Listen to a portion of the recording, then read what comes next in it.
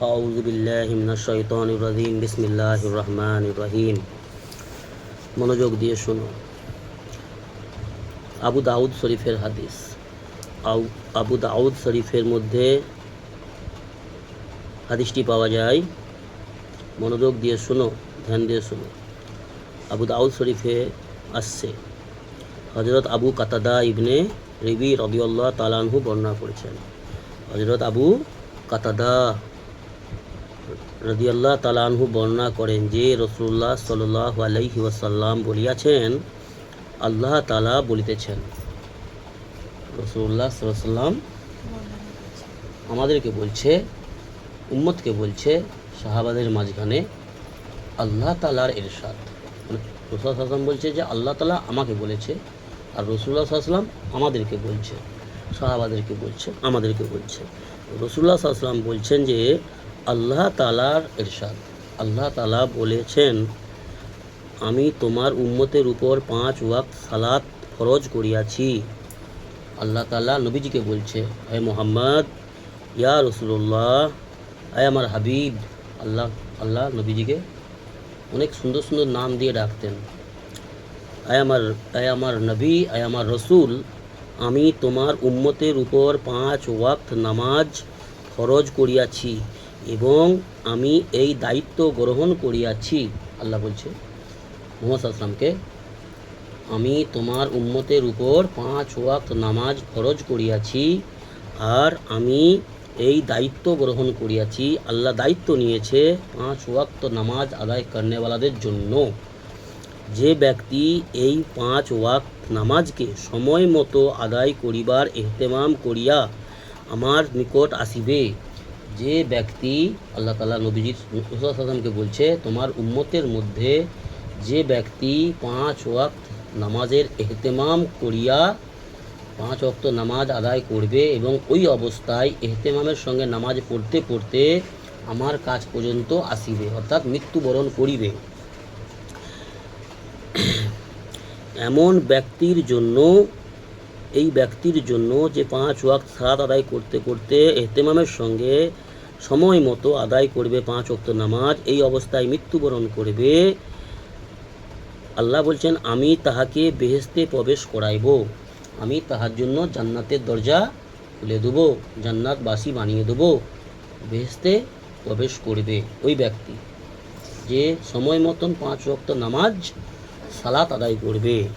আর যে ব্যক্তি নামাজের ইহতেমাম করিবে না, যে ব্যক্তি, কথা বুঝে আসছে?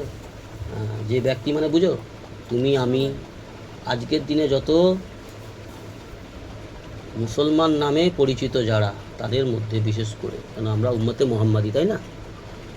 কালেমা পড়েছি তো, কিন্তু মুখে পড়ার পরে মুখে স্বীকার করেছি, কিন্তু আমরা অন্তর থেকে স্বীকার না করার কারণে আমরা কাজ করিনি। মৌখিক স্বীকার করেছি। আজকের দিনে অন্তর থেকে যে স্বীকার করবে তার দায়িত্ব এটাই যে 5 ওয়াক্ত সালাতের ইহতেমাম করবে, সময় মতন সে 5 ওয়াক্ত নামাজ আদায় করবে। এই অবস্থায় যদি মৃত্যুবরণ হয় তাহলে আল্লাহ পাক বলছেন আমি জান্নাতে প্রবেশ করাইব। আর যে ব্যক্তি এমন করবে না, অর্থাৎ 5 ওয়াক্ত নামাজের ইহতেমাম করবে না, তাহার জন্য আমার নিকট কোনো দায়িত্ব নাই। আল্লাহ বলছে তাহার জন্য আমার কাছে আমার কোনো দায়িত্ব নাই। আমি ইচ্ছা হইলে মাফ করিব আর আমি চাইলে শাস্তি দেব। তাহলে আমরা মুসলমান সমাজের লোক বেশিরভাগ, 100-র মধ্যে 95% মুসলমান সমাজ আজকের দিনে, মুসলমান নারী পুরুষ, এই কথাটাকে আমরা লাস্টের কথাটাকে নিয়ে নিয়েছি কি, আল্লাহ তো বলছে ইচ্ছা হলে মাফ করে দেব। আল্লাহ বড় গফুরুর রহিম। বেশক আল্লাহ গফুরুর রহিম। আল্লাহ কোরআনের মধ্যে 99টা নামের মধ্যে এটা একটা নাম, আল্লাহ গফুরুর রহিম, বেশক। কিন্তু আরও একটা তো নাম আছে, আল্লাহ কাহার, মানে আল্লাহ কঠোরতাও আল্লাহর আছে।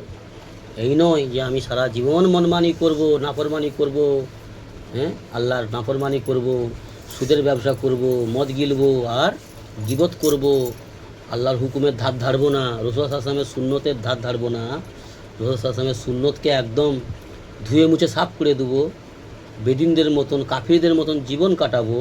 আর আল্লাহ পাক রহমান, আল্লাহ পাক বড় দয়াবান, দয়াশীল, এই আশায় বসে থাকবো যে আল্লাহ আমাকে মাফ করে দিতেও দিতে পারে। জি, এই ভেবে আজকের দিনে সমাজে উম্মত সব নামাজ ছাড়তেছে বেশিরভাগ। ওই জন্য দেখবে 100-র মধ্যে 95 জন নামাজ পড়ে না, নারী হোক আর পুরুষ হোক। ঠিক না ভুল বললাম? জি। আবার 100-র মধ্যে যে 5% নামাজ পড়ে তাদেরকে যদি আবার 100 করা যায়, মানে 5 জন করে যদি 1000 জনের মধ্যে থেকে 50 জন বেরোবে নাকি, 5 করে 5 × 50, 2000-এর মধ্যে থেকে 100 জন বের হবে যারা নামাজ পড়ে। 2000 মানুষের মধ্যে 100 জন বের হবে নামাজ পড়ে। এই 100 জনের মধ্যে যদি আবার হিসাব লাগানো যায়, 75 জনের নামাজ আল্লাহর কাছে কবুলের যোগ্য নয়। তার কারণ নামাজের সহি সিস্টেম জানে না, সহি তরিকা জানে না, শরীর পাক করার সিস্টেম জানে না, গোসলের ফরজ জানে না, উজুর ফরজ জানে না। নামাজের মধ্যে 13টা ফরজ আছে, 13টার মধ্যে যদি একটা ছুটে যায় বা যদি ভুলবশত একটা ছুটে যায়, 4 রাকাত নামাজ, এই যে এশার নামাজ পড়ে এলাম এক্ষুনি, 4 রাকাত নামাজে 8টা সেজদা নাকি, প্রত্যেক রাকাতে 2টো, তো 4 রাকাত নামাজে 8টা সেজদা। 8টা সেজদার মধ্যে আমি 7টা করলাম, একটা করলাম না, ইচ্ছা করে হোক বা অনিচ্ছাতে হোক, নামাজ হবে? সেটা আল্লাহ পাক ভালো জানে। অত মশলা মশলা তো মুক্তি দেখা জানতে হবে, যে খেয়াল নেই হয়তো যে একটা আমি করেছি কিনা খেয়াল নেই, তার জন্য কাফারার সিস্টেম আছে, তার জন্য সিস্টেম আছে, প্রত্যেকটা সমস্যার সমাধান আছে ইসলামে, ঠিক আছে। কিন্তু সাপোজ হলাম আমি ইচ্ছা করেই করলাম না, বা 13টা যে ফরজ আছে তার মধ্যে একটা ফরজ কি, যে কাবার দিকে রুখ করা, কাবা মুখে হওয়া, কাবার দিকে রুখ করা, এটা ফরজ। দাঁড়ানো ফরজ, ক্যায়াম করা, দাঁড়ানো, ক্যায়াম মানে কি দাঁড়ানো, কাবার দিকে মুখ করা ফরজ। ধরো কাবার দিকে মুখ করলাম না, আমি অন্যদিকে মুখ করে নামাজ পড়ছি, নামাজ তো পড়ছি, এদিকে হোক মুখ করে করছি, নামাজ হবে? তো 13টার মধ্যে একটা ফরজ যদি ছুটে যায় নামাজ হবে না। তো সেই রকম তো 2000 লোকের মধ্যে থেকে যারা নামাজ পড়ে, 100-র মধ্যে 5%, তাদের মধ্যে 5 করে হলে 2000 লোকের থেকে 100 বেরোয় নামাজি পড়নেওয়ালা। তো এই 100 নামাজির মধ্যে 75 জন লোক এমন আছে, নারী পুরুষ করে, যাদের নামাজ আল্লাহর দরবারে কবুল হয় না। তার কারণটা কি? নামাজের যে সিস্টেম বা খাওয়া দাওয়া হারাম, সুদের ব্যবসা করে নামাজ পড়ে, এরকম লোক নেই? হ্যাঁ, বেটারা সোনার কাজ করে, 2 নম্বরই রোজগার করে, মাস পুরালে 70,000 80,000, কি কেউ আবার হ্যালো ব্যবসা করে, কেউ আবার কি করে গো ফাউল করার হ্যাকার, এই